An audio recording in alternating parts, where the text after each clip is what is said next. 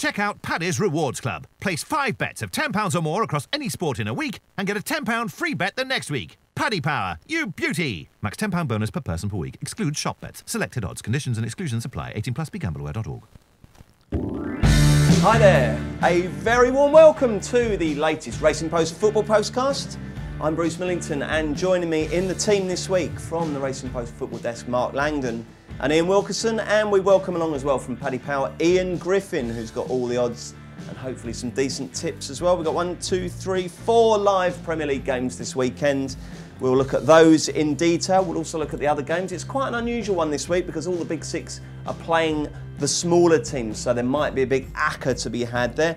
We'll look at other value bets that the lads have dug out further down the leagues and right across Europe. And there's your chance to win a £25 or €25 bet, courtesy of Paddy Power. First though, it's the 6 questions, 2 each, and then the lads get to answer the one they wish they had been asked. Mark Langdon, the first one for you. How would you be feeling right now if you were a Welsh Stoke City fan? Yeah, you'd be nervous. Which aspect would make you more nervous? I think the Ryan Giggs appointment, because at the moment, I mean, you know, Wales spent a long time in the doldrums, and you know, and obviously they failed to qualify for this tournament, and it doesn't take much for like the feel-good factor of reaching the semi-finals to suddenly, you know, get back to being what you were previously, and I think that would be quite sad, really, if that happened. But you know, he's got absolutely no experience of management long term. I mean, he obviously had that very short stint at Manchester United. At least Paul Lambert has been, you know, a manager for a long time. He played abroad.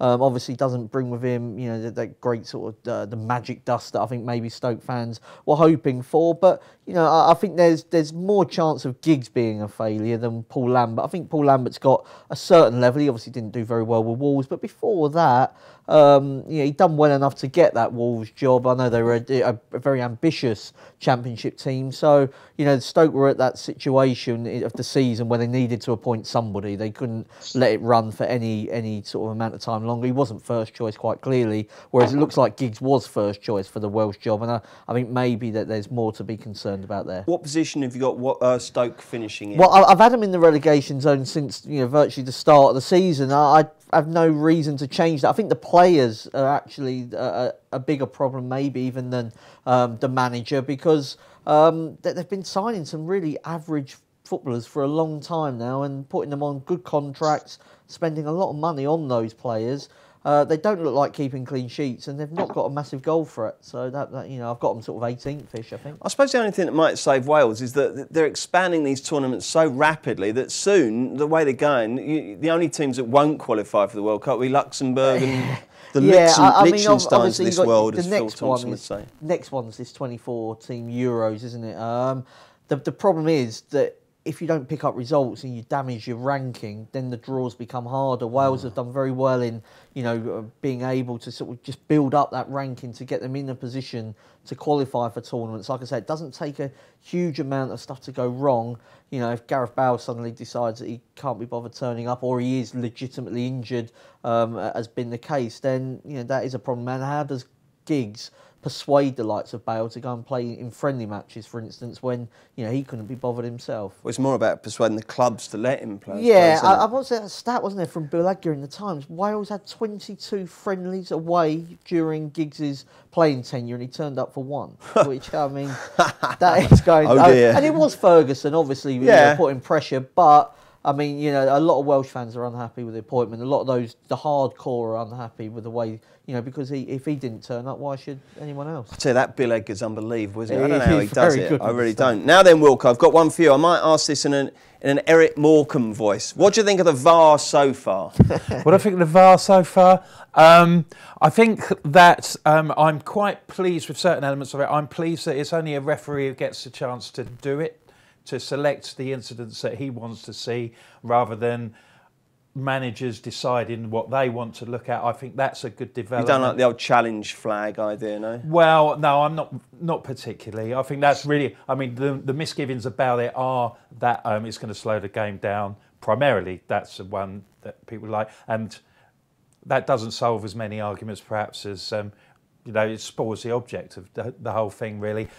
Watching the game on the game last night, the Norwich Chelsea game, with the penalty appeal, where everybody in the Match of the Day studio was up in arms. We're all players, we know it was a penalty. Didn't really look a penalty. It wasn't a penalty. He fell over his leg. Alan Shearer goes, you've got 5 ex-footballers in. We all said it was a penalty. So what? You're wrong. Yeah. How many games have they read? 5 footballers are all wrong. So I think at the moment the referees are in control of it. I'm prepared to give it a go, see how it goes. If it doesn't go too mad, I think obviously there were incidents at the week, the handball at Watford, which it would have knocked out. I don't think it'll be. What I think of it is that it hasn't been used as extensively during games as I thought it might be. So if it's 1 or 2 things in a game, I think we can see how it goes on that. If it doesn't get out of hand, I think it could work quite well. Give it a chance. I'm prepared to give it a go, yes. I thought Graham Scott was brilliant last night. I thought it was one of the best refereeing performances I've seen for ages. It was really good. Ian Griffin, I've got a question for you. Quite an easy one. Name the top 6 in the Premier League in correct order. Not now, because that's quite easy. You just look at the table, but at the final standings. Yeah. I think after last week, Liverpool proved how good they were with that high pressing. The only team that actually went and actually attacked City. So I think they're probably the second best team. We actually rate them and United pretty similar at the moment. So we'll be City, Liverpool, United, Chelsea, Tottenham. Oh, sorry, Tottenham ahead of Chelsea.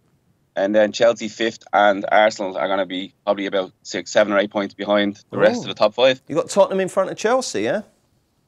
Yeah, I think Tottenham have been electric at the moment, and Son looks very good, so underrated. Him and Kane, Ali seems to be stepping up again. So I think probably Spurs are probably better than Chelsea. Chelsea look pretty flat at the moment. Morata doesn't even look like he wants to be there. That's why his second touch is a tackle. He's he was pretty bad last night when he came on. Yeah, very poor. Really bad, yeah.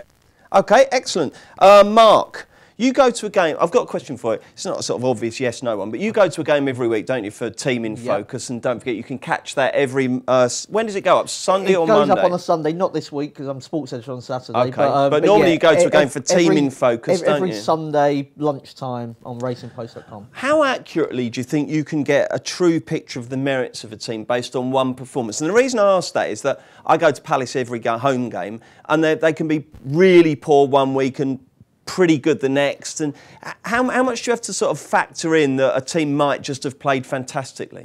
Yeah, absolutely, a lot actually. I do quite a lot. It may not appear that way, but I do a lot of background into the team before I've gone to kind of to get a picture of what they've been like for like 6 weeks beforehand, really. So I've kind of factoring that into it when I'm going, and you can, I think with that, with the stats, with expected goals, you kind of know roughly where they're at, and then you report on, on what happens, obviously, but always wary that one game can sort of really be a lie, and also it can tell the truth as well. So if it kind of follows what they've been doing, I'm more confident. I mean, I went to see Wolves quite early on in the season, and they weren't very good against Cardiff, but I wrote that they weren't very good.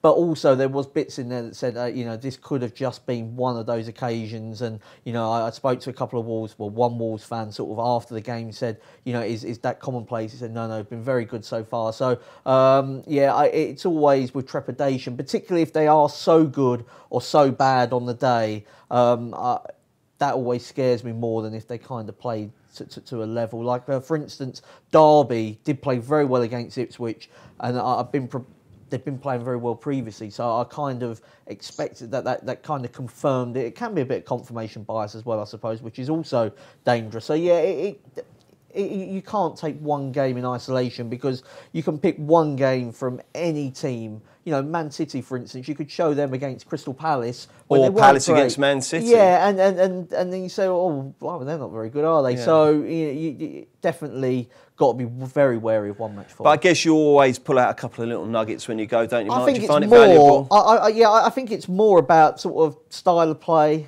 I watch what the managers are doing quite often. What the manager says after the game as well is quite important, because you then get a picture of those that are complete liars in post-match. So that is probably one of my biggest takeouts. If a manager says, we weren't very good today, and you thought, that rings true. And if they say, we were so unlucky, ref was rubbish, we could have been 3 or 4-0 up, and they've been saying that for a few weeks, and you go there and you think, actually, he's just trying to hoodwink the fans. I think putting the manager comments to a performance is one of the things I take out of it more than anything else. And of all the players you've seen, which player have you discovered this season? It's not a massive dark horse because he is on loan from Manchester United. But Henderson, the Shrewsbury goalkeeper, if he doesn't make it at United, he'll definitely make it somewhere else. He's really good. And Jack Byrne at Oldham, who's just signed for them.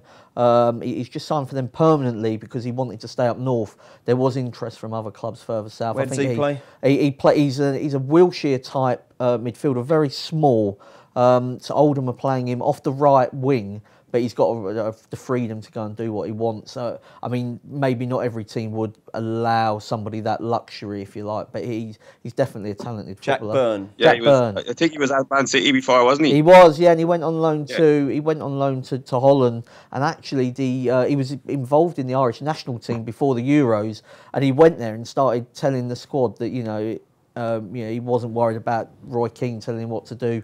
He's a midfielder as well. He kind of he was saying, I should be playing in this team. Yeah, so he's got a lot of confidence. Henderson, though, at Shrewsbury, he's one of the main reasons why they are where they are. Great, excellent stuff. Wilco, we talked about Wolves just now. Where would this Wolves team currently be in the Premier League table, do you think?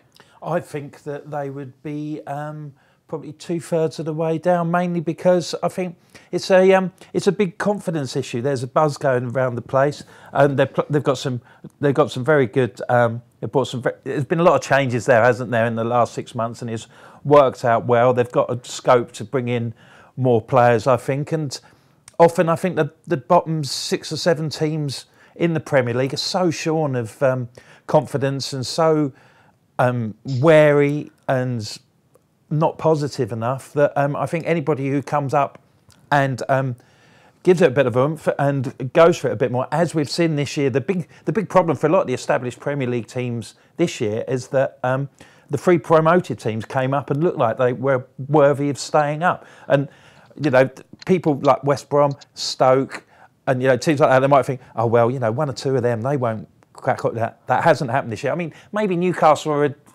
are not a typical, because of the size of the club and the experience of being around the Premier League, they're perhaps not a team that you'd put in the same bracket as a normal team that comes up from the Championship. But Brighton and Huddersfield have shown that they're more than capable of hanging about, and I would anticipate that Wolves would do exactly the same. Jolly good. And Ian Griffin, will Theo Walcott prove to be a good buy for Everton? When you think about the last, why has he been around since he's 16? He broke onto the scene. You think he's kind of been a failure, but like I was looking at his goal record this morning, 106 goals for Arsenal in under 400 games. For somebody that hasn't really featured, it seems pretty good for me. And we've also priced up him to get over 5.5 goals for Everton in the Premier League this season at 9-4. 5.5 goals, and that's in 15 games, is it? Yeah, I suppose it depends where he plays, isn't it? I don't know if he's going there to be a winger or a centre forward. Well, Allardyce was championing his crossing ability, which brought... was he? Yeah, a few guffaws from some of the Arsenal fans in the office this week. Couldn't cross a Paul's coop. Yeah, right. Okay. So, Ian, go. Let's go back to it. A, would you be lumping on that 9-4? And B, do you think... I mean, it kind of feels like a sensible price. Yeah, it's also the price they actually paid for him doesn't seem very sensible, does it? Though, 25 million for somebody who's kind of, the goal record is pretty good, but it doesn't seem he's really done anything in the last 10 years, does it? No, not really. No, it's a weird one, isn't it? Oh, well, time will tell on that one. My mum and dad have just moved into the same village where Theo Walcott lives, so we're very interested to see who might come and buy his house now. Blimey. Okay, Mark, Perhaps which one do you want to answer? Nicotarian. I'll go for that Theo one, actually. I mean, I think in isolation it's not too bad a signing for Everton, but, I mean, they have spent over £100 million on Theo Walcott, who can't get in the Arsenal team, Arsenal reserve. Balassi, the second best winger at the time at Crystal Palace. Sigurdsson, an OK player from Swansea. And Cenk Tosun of Besiktas, who up until recently was second choice for both club and country. Over £100 million. They spent 10 million on Lookman from Charlton. Yeah, yeah. I mean, and David Klassen, who basically was a terrible signing. I think I said that at the time. But so I mean, I just think that now they've reached. I mean, Walcott's best days, I think, are probably behind him because of that serious injury. For somebody that relies on his pace, I mean, I know Everton said they wanted to bring pace into their team. I'm not sure. Need it at the back though, don't they? Yeah, I mean, I'm not sure he's as quick as maybe what Sam Allardyce. He's certainly not quick up top, is he? His decision making's dreadful sometimes, isn't it? I just think that if you're Everton and you want to improve, you need to think smarter. And they haven't, have they, really? I mean, such obvious players. I saw somebody on Twitter say their mate said, he supports Everton, their mate said, if I've heard of the players, and he's not a big football fan, if I've heard of the players, they're probably not great signings. And I think there's something to be said for that. It doesn't take the Danny Rose school. No, but I mean, I think often, if you're somebody outside of that big six now, the only way you're going to get into it is to think differently. You can't just, he played for England before. That's what's great about Pochettino. You don't worry, as a Spurs fan, you don't worry about what he's doing in the transfer market. He'll say, he did this with Son. It's sort of like, who's this lad he's got? It's exciting. Like, what's he seeing him? And Sanchez has been a revelation. Shirts in Korea. Yeah, but, that's what you have total confidence in. It's better when you don't know the players. I mean, what's it, Steve Walsh, isn't it, doing sporting director at Everton? I mean, he must be stealing a living there if he's sort of coming up with such obvious players. That would be the one that would concern me. That it's so obvious. You give that the thumbs. No, I mean, horizontal or down. And why? You're not going down. You can't win anything. You're going to stay where you are. Do you need to be given a big contract to a 28-year-old now? I mean, you might as well wait in the summer, mightn't you, and then look for what you can do. So, no, I think there's probably more negatives than positives. Wilco, which one are you going to answer? I'll have a top six, please. 1 and 6, pretty simple, I think. Manchester City, obviously, at 1. Arsenal at 6, falling off the pace. At 5, I'll have Manchester United. I think they might be the ones who don't get through.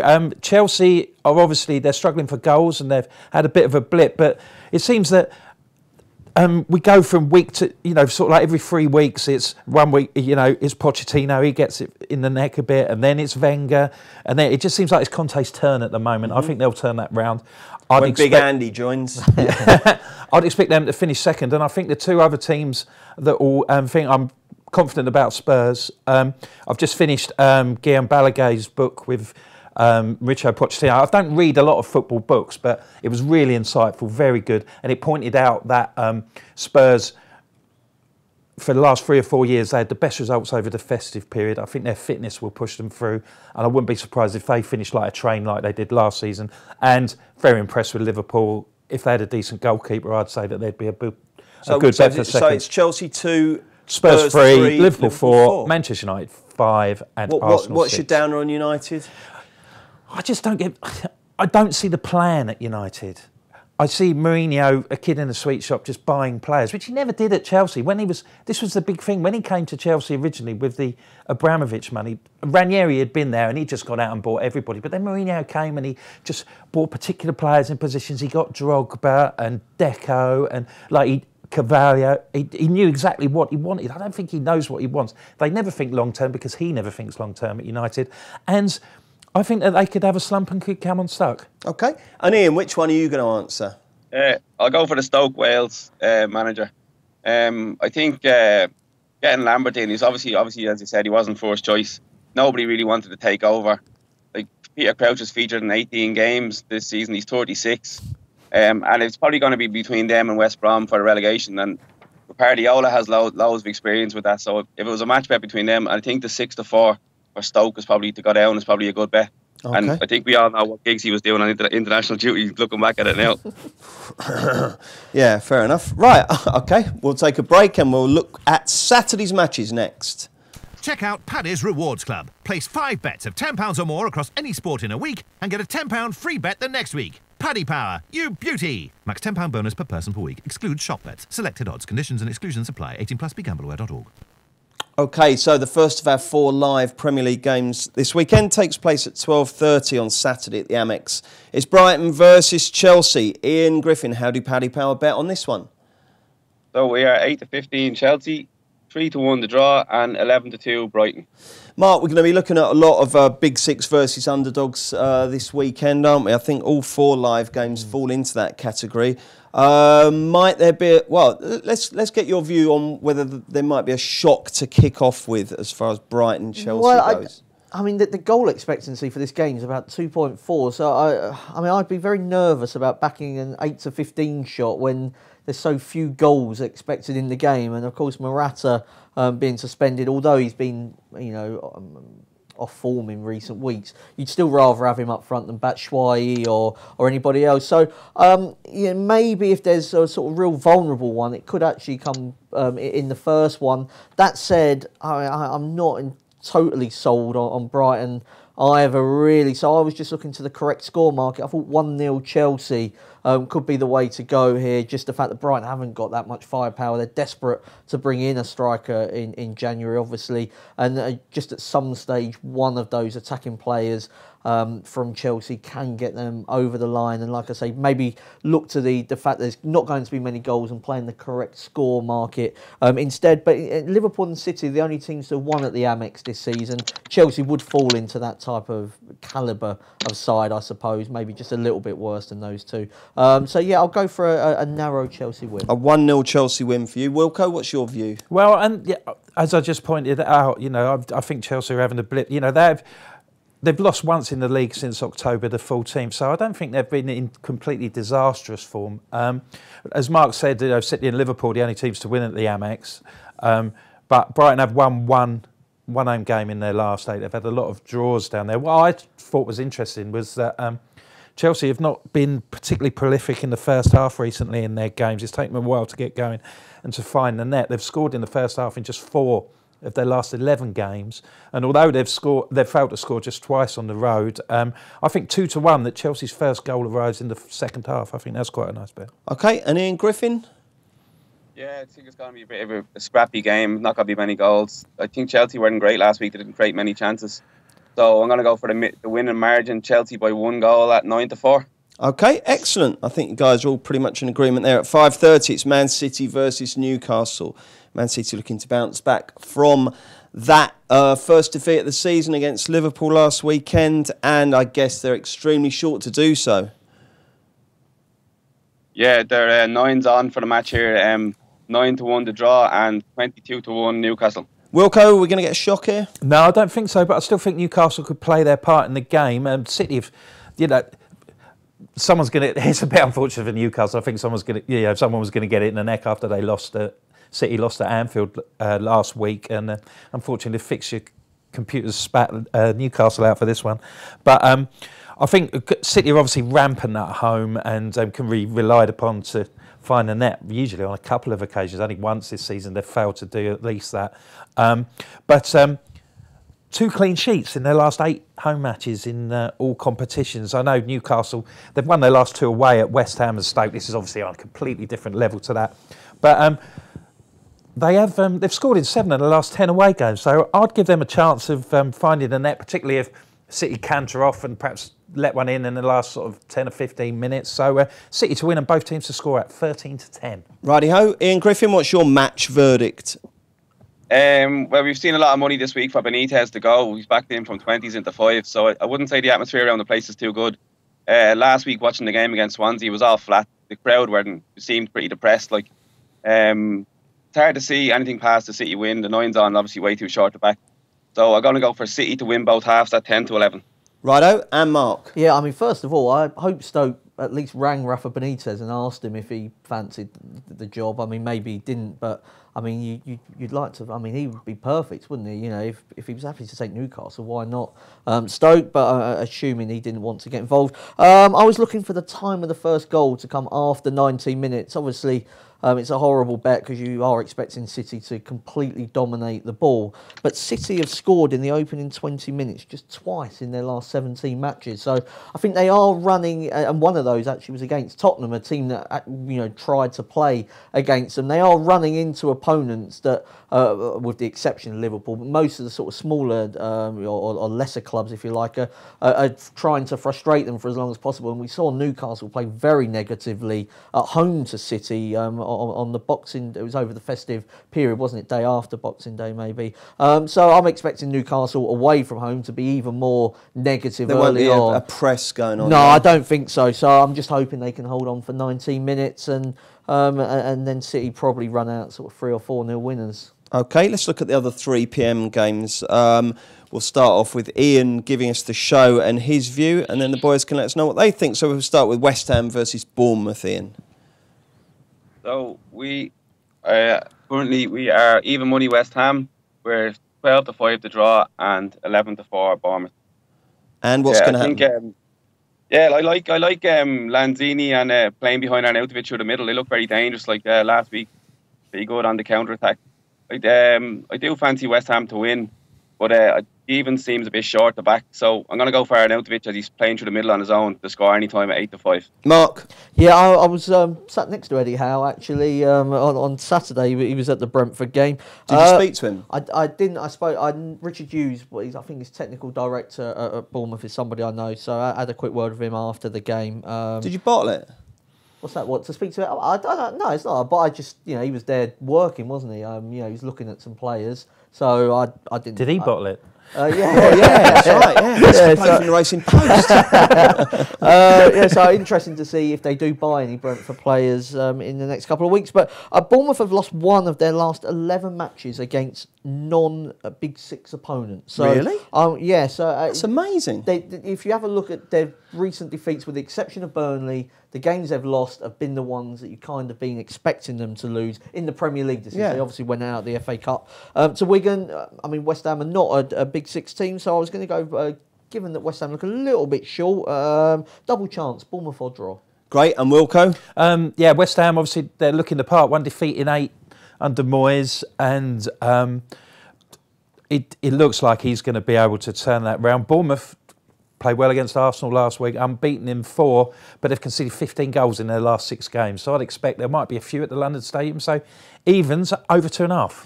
Everton versus West Brom, Ian Griffin. So we're 6-5 Everton, 2-1 the draw, and 11-4 West Brom. And what's going to happen? Yeah, it's going to be another scrappy game as well. I wouldn't say there are going to be many goals in this game. Both sides seem to be pretty negative, kind of defensive. So I'm going to go for the first goal to be scored, a header at 9-2. A header, first goal, 9-2. Lango? Everton, 5 shots on target in their last 6 matches combined is just incredible stuff. They've had a hard run of games, it has to be said, but still, I can't be backing them. The price is, it almost feels like it's getting to that point where you maybe just back them, but I can't at the moment, so I'll go for the draw. I think West Brom are improving actually under Parts. Righto, Wilco? A bit linked into what Ian was saying about the header, set pieces are going to be big, I think, for West Brom in this game. Everton, I've got no enthusiasm about them at all at the moment, and little more for the Baggies. But Johnny Evans score any time at 14-1. Johnny Evans 14-1 any time. Burnley versus Man U. So we're 8-15 United, 11-4 to draw, 6-1 Burnley. Go on in. So I think Burnley have kind of got to a stage what they did last year when they got the 40 points, where they kind of just like taking their foot off the gas. So I can't see anything really past the United win here. So you're just going to back United, are you? Just back United, yeah, that's it. You going to back United, Mark? No, but I do expect them to win. I was looking at to win by 1 goal, because Burnley are, one of those very competitive teams. If you wanted something a little bit bigger, maybe Martial to score first, a player I absolutely loved. I enjoy the Man United song for him as well. So what is it? They you don't have to sing it. They sing Tony Martial. He came from France. The English press gave him no chance. 50 million down the drain, Tony Martial scores again. And it's quite poetic. Yeah, it is. And so he's got 2 in 3. I think he's absolutely a world-class player that's just held back a little bit. Some of it his own fault, some of it Jose Mourinho's. Just beginning to blossom now. He is, yeah. I think he's tremendous. So, yeah, I'll go for Martial to break the Clarets down. What's your poison, Wilco? Well, it's interesting Mark said United to win by 1 goal, because that's what I've got down as well at 9-4. I think this is just a game where they'll scrap enough to get over the line. Burnley are obviously going through a bit of a slump. And, I wouldn't expect a convincing United victory, but I think 1 goal at 9-4 could be the way to go. 2 teams next who should be safe, but they just want to make sure they keep getting the points just to take the reality of relegation battle totally away from them. Leicester versus Watford. Ian Griffin, how do you bet and what's going to happen? So 5-6 Leicester, 13-5 to draw, and 7-2 Watford. Maybe like if Silva doesn't win this game, I think he might be in trouble. They haven't been great lately.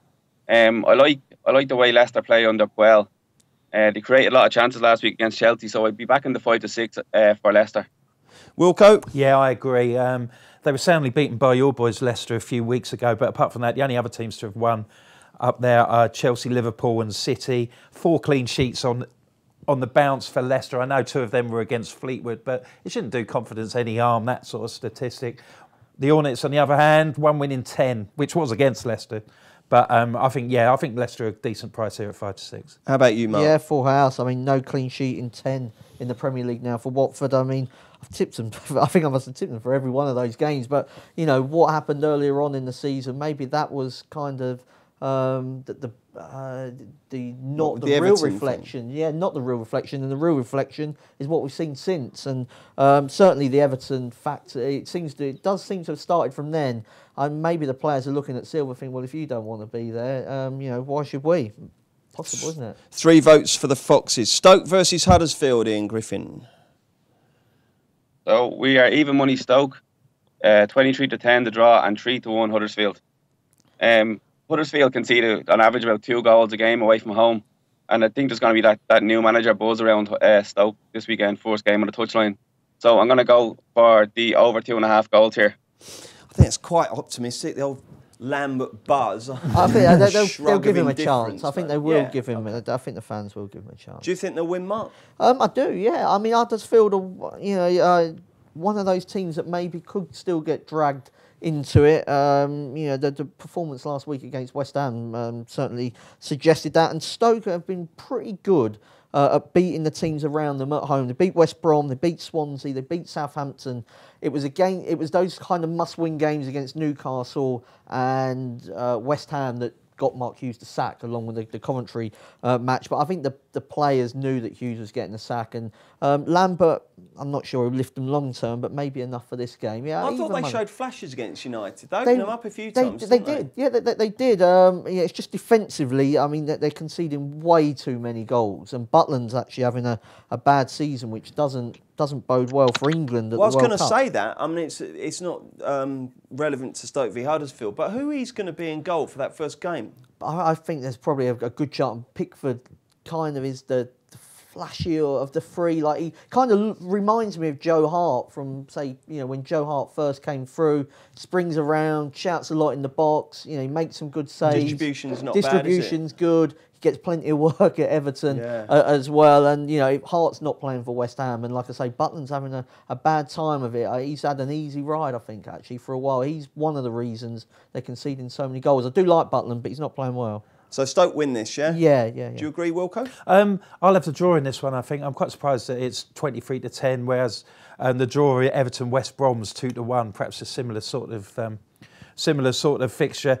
Evans Stoke, even with a new manager, I wouldn't be too enthused about. And I'm not really in a position where I've got enough faith that Huddersfield are going to go up there and win. They contributed to their own downfall against West Ham, gave away a terrible first goal, and any professional team that concedes 8 seconds after half-time, you've got to question whether they're really on the ball at the moment. They won at Watford a few weeks ago, but they've had some thumpings on the road as well. So, OK, Wilco, we'll go for the draw there. Arsenal versus Palace to finish off. Ian Griffin, what's the bet and what's the market and what's the bet? So our 2's on Arsenal, 7-2 to draw and 5-1 Palace. So I think the 2's on about Arsenal seems very short. It looks like Sanchez is about to go. I doubt Mkhitaryan's going to be in the squad for the weekend. Well, there's probably no chance anyway. But I fancy Palace here plus a goal, because I think the way Arsenal at the moment, just nothing seems to be going right for them. So Palace plus a goal here at 7-4. OK, and that bet obliges if it's a draw or Crystal Palace win. Lango, what do you think will happen? I'm going to chuck a dart at Palace just to win the game. I think there's such negativity around the Emirates, that if Palace can start well, not concede early or maybe even get a goal, I mean, can you imagine how poisonous it's going to be there at the moment? I mean, there's clear issues. I mean, they went off odds against Bournemouth, which, I mean, for a team that wants to be top 4, never mind top 6, I mean, that is a very worrying statistic. I didn't think they played as bad as what some people thought, actually, at Bournemouth, despite that. But Palace, they played very well at Tottenham. They've beaten Chelsea this season. They've held Man City. Last season, they won at Chelsea and Liverpool, didn't they? So they are a capable team, and I think they've got a lot about them up front that can scare Arsenal. I mean, it's one of them games where Arsenal should win, but I just think at the prices, I'll give Palace a little chance. Good to hear. Wilco? Yeah, I'm optimistic about your boys as well. I mean, my problem with Arsenal is obviously people are going to be saying, oh, Sanchez has gone as most creative. Their defending in the last few weeks has been all over the place. I did think when they played poorly at Forest in the Cup and really held on against Chelsea for a goalless draw in the League Cup when Ospina was playing in goal, I thought, oh, well, when Peter Cech comes back, they'll be all right. But then they played at Bournemouth and they were still shaky. 2 wins in 9 matches doesn't bode well for them. Your Palace going very well, 1 defeat in their last 12, which was against Arsenal. But they've scored in their last 3 away games, and I'll take Palace to score 2 or more goals at 9-4. Wow. Excellent. OK, that's very encouraging. Right, let's get the naps. Mark Langdon, kick us off. Yeah, I'll go for Accrington to beat Port Vale in the League 2 game. Aki seem like they're back to their best, won their last 3-0. Port Vale beat Luton 4-0 over the Christmas time, an incredible result. Since then, though, they've lost away 1-0 to Notts County and also to Forest Green. Drew 1-1 with Yeovil, and Neil Aspin's banned gloves. He thinks that's one of the reasons why, well, maybe results. One of 92 people who's got a job as a football manager. So yeah, I mean, yeah, if that's one of your plans, I don't think it bodes well for the long term. He wasn't just saying the gloves are off. He wasn't saying the gloves are off. Literally, there's a story in the local paper about him banning gloves because he wants them to run around more. Pathetic. What a joke. Who? Neil Aspin? Yeah. Bloke used to play for Leeds. He was a sort of store. He's been around. Yeah, he played for Vale for a long time, He's didn't been he? around he's been around the lower league block. He certainly played for Port I thought Vale. he played for Yeovil, did he? The Glovers. No, I don't. Walked out. No. Who's your nap, Wilco? Yeah, I'm in League 2 as well. I like Lincoln City at Barnet. Barnet are bottom of the league, and they've lost 7 of their last 8 matches, and they'd had 1 home win in 10. This looks like a tough game for him. I can't see him turning them around against the Imps, who have won 7, drawn 2 and lost 1. And when you're considering those 10 games, the defeat was against top of the league Luton, and they drew 2-2 with Notts County last week, who are second. So even money, the Imps. Righty-ho, Ian Griffin. Bury, I'm going to go for Bury this week. They've only picked up 4 points away from home all season. They look like they're going to go down to League 2. I think they're more like an 8-11 shot. Oxford at home is more like an 8-11 shot, so the even money here seems a great bet to me. Bury, OK. No, it's go for Oxford to beat Bury. Oh, Oxford to beat Bury. Oxford to beat Bury, Oxford to beat Bury, right, OK, fine. And I'm going to go for Derby on Friday night. They're playing Bristol City. One of my favourite betting theories is oppose a team that have got a big cup game coming up, and obviously they've got Man City in the week. And also, they've lost their last 5 games for the game very well. So I think Derby will win that at evens. Right, competition time. Every week you get the chance to win a free £25 or €25 bet, courtesy of Paddy Power. All you've got to do is answer the upcoming question correctly and tweet your answer with the hashtag Postcast. The winner will have the free bet credited to their Paddy Power account. And last week, Billy from Brighton, he was the winner. Well done, Billy. Good luck with your free bet. If you want to win a free bet this week, just tweet the answer to this very simple question. Who have Wales named as their new manager? Just include the hashtag Postcast and you could win. Find out next Thursday if you have. Check out Paddy's Rewards Club. Place 5 bets of £10 or more across any sport in a week and get a £10 free bet the next week. Paddy Power, you beauty! Max £10 bonus per person per week. Excludes shop bets. Selected odds. Conditions and exclusions apply. 18+. BeGambleAware.org. Hello there, Bruce Millington, Mark Langdon, Ian Wilkerson and Paddy Power's Ian Griffin looking ahead to Sunday and Monday's live games. We've only got the 1 live Premier League game on Sunday, so it's a good one to say to the missus, don't worry, we'll go out for lunch or I'll creosote that fence. Can we just get back by 4 o'clock? So we can see Southampton, struggling Southampton against Spurs. They sang for both clubs. They both do when the Saints go marching. Do Southampton do the annoying slow version, or is it just you lot that do that? It's mainly Spurs. Stoke do the slow version as well. Yeah. 45 revs a minute. Oh, can't stand it. Right. What's the latest betting on this game, Ian Griffin? So we're 8-13 Tottenham, 11-4 the draw, and 9-2 Southampton. Wilco, you and Mark are both Tottenham fans. Do you think you'll be happy bunnies at 6 o'clock on Sunday? It's very difficult not to be optimistic about the way Spurs are playing at the moment. They've been really good, and it's not just been at Wembley where they've played well, and a game in point being the 5-2 win over Southampton on Boxing Day. The pretty comfortable wins at Burnley and Swansea. The Swansea win, which probably played in a monsoon, so they've probably been a lot more comfortable than the 2-0 with a late goal in that match. Scored at least twice in 6 of their last 11 Premier League away games. Been pretty chilled out this week at Spurs as well. They've been to Barcelona doing some training, a bit of a change of scene. That might give them a bit of a lift. And Southampton, they were unlucky at Watford with the late goal that robbed them of 3 points at Vicarage Road. But one win since October the 21st. I can't really see him. What's the bet then? The star of the show for Spurs at the moment is Heung-min Son. He's been fantastic. It'd be despite Harry Kane's excellent goal scoring record, he'd be my player of the year at Spurs this year. 5-1 for the first goal. I still think there's a little bit of each way value in there as well, so I'd be going for that. You tempted to do the old away trips? Good away trip, Southampton. Not too far. Last time I did the Southampton away trip, Tottenham got beat 4-0, 4-1 in the FA Cup there. That was a late game, wasn't it? Yeah, it was a late Saturday night one, big away following, and I went down to the toilet at half time, and the bloke who sat in front of me, because I had a season ticket at the time, so the bloke who sat in front of me had also gone to this away game, and he was smashing his head against the toilet wall. Things were so bad. Like Casey Keller in goal. I mean, Spurs have come a long way. It's a different world, mate. They've come a long way since those bad times, really, or very average times at least. So Tottenham -1 in this game. I mean, Southampton seem to me to still not have any identity or clue of what they're trying to do under their new manager. Tottenham have only played 4 away games against teams who started the weekend in the bottom half. Of those 4, they beat Huddersfield 4-0, Newcastle 2-0, Swansea 2-0, and I think they were handicapped by the pitch in that 2-0. And there was the 3-2 against West Ham when they were 3-0 up until the red card. So Spurs -1 looks okay. I mean, Southampton don't often get thrashed, but they don't often play teams of Tottenham's ability. OK, and Ian Griffin, have you got a bet for us? Yeah, Pellegrini 8-11 in the sack race. He could be his job could be in trouble here if he gets a hiding. Tottenham last week, I think they scored a goal. Every player on the pitch getting a touch, and their football has been amazing lately. Goal this season. That 4-1. Yeah, brilliant. Yeah. So you just back Pellegrini to get the tin tack, would you? Yeah, no. I agree with the lads there. Son has been very good. He's so underrated. His high pressing game from the top doesn't even get enough credit. So I'm going to go for Son to score any time as well at 15-8. Righty-ho, and the Monday game is Swansea versus Liverpool at 8 o'clock.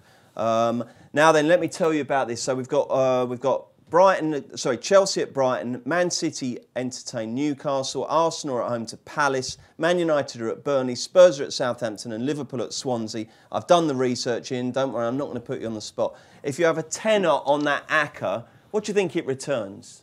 Off the top of your head. What feels like a bet you might be interested What's it? Is it about 7-2-ish? Nope. Wilco? A bit more than that. I'll tell you, so £10 returns £79.10.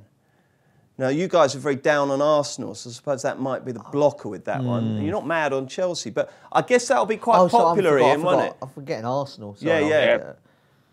Going to be very popular, yeah. Yeah, so it could be that on Monday night, if the first 5 have all won, you're going to have a few liabilities on the Reds. Yeah, we're going to have a massive running up money on Liverpool on Monday night if all the Favs win. Yeah. However, the Favs don't win these days. You boys are having such an amazing season. Chelsea conceding that last-minute goal against Norwich the other night. Yet another coupon buster.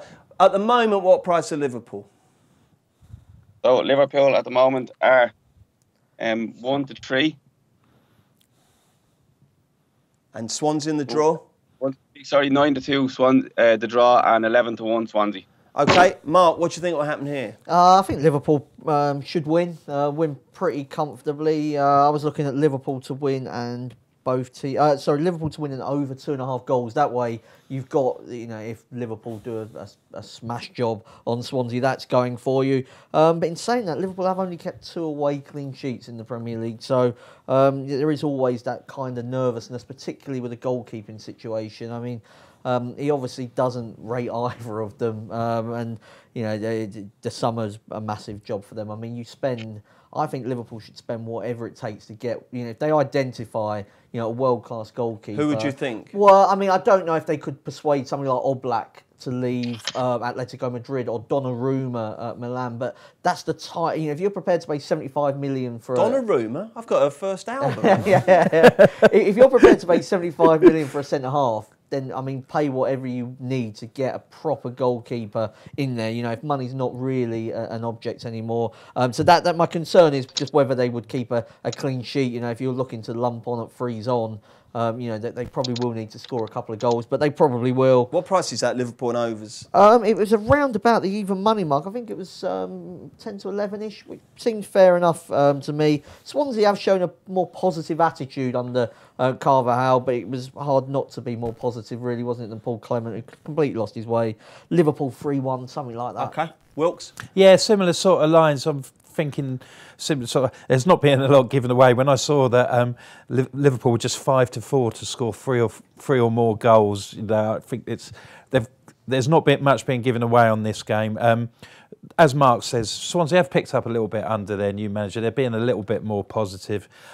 Much like I said with the Manchester City game that we were looking at, I think Liverpool could be in a comfortable position and could let one in late on. So Liverpool and both teams to score at 11-5. Okay, get thinking about they played for both clubs while we get Ian Griffin's view on Swansea versus Liverpool. Yeah, I think the clean sheets might be a different story with Van Dijk. Even in the Everton game, they looked pretty more reassured at the back. I can't see them not scoring a couple of goals here, so Liverpool to win to 0 here for me. Even money seems a good bet. Righty-ho, what have we got? Shelvey. John Joe Shelby. Did Toshak play for? John Yes. Toshak, you bastard. That was my one. That was supposed to be before your Joe time. Allen. Joe Allen, yeah. Who? And Gog. David and Gog. That's a good one, isn't it? Blimey. Well done, I producer forgot he played Jack for there. both. Yeah, Hello, Jack. He played for neither. Who else? Is that it? Emlyn. Oh no, not Emlyn Hughes. Where did Emlyn Hughes go after? He went to Wolves, didn't he? Yeah. Okay. Well, we got four. David and Gog. That was a good one, wasn't it? Excellent. Right. Weekend plans, Mark. You're sports editor Langdon, aren't you? So I'm not getting out and about. No, I'm working both days. Working both days. Wilco, what about you? Going to see the Addicts? No, not this week. No, the American football season's playing havoc with my watching football down at the Valley before Christmas. Yeah, until the Super Bowl's finished. So I'm in Saturday, and it was my birthday yesterday. So I'm out with my daughter on Sunday. Ah, how nice! Happy birthday for yesterday, Ian Griffin. Is the road to being kind to you this weekend? Yeah, it is. Yeah, I'm off Friday and Sunday, so it looks like points for me. Oh, lovely stuff. Excellent. Okay, boys, thank you very much indeed. Thank you very much for listening. Don't forget, if you do enjoy the shows, make sure you rate, review and subscribe on iTunes. We've got the Racing Postcast tomorrow. We've got the Racing Review Postcast on Monday. And we've got another Cheltenham Post special with Maddie and the gang next Tuesday. We're back next Thursday. Do please join us for that. Check out Paddy's Rewards Club. Place 5 bets of £10 or more across any sport in a week and get a £10 free bet the next week. Paddy Power, you beauty! Max £10 bonus per person per week. Excludes shop bets. Selected odds. Conditions and exclusions apply. 18+. BeGambleAware.org.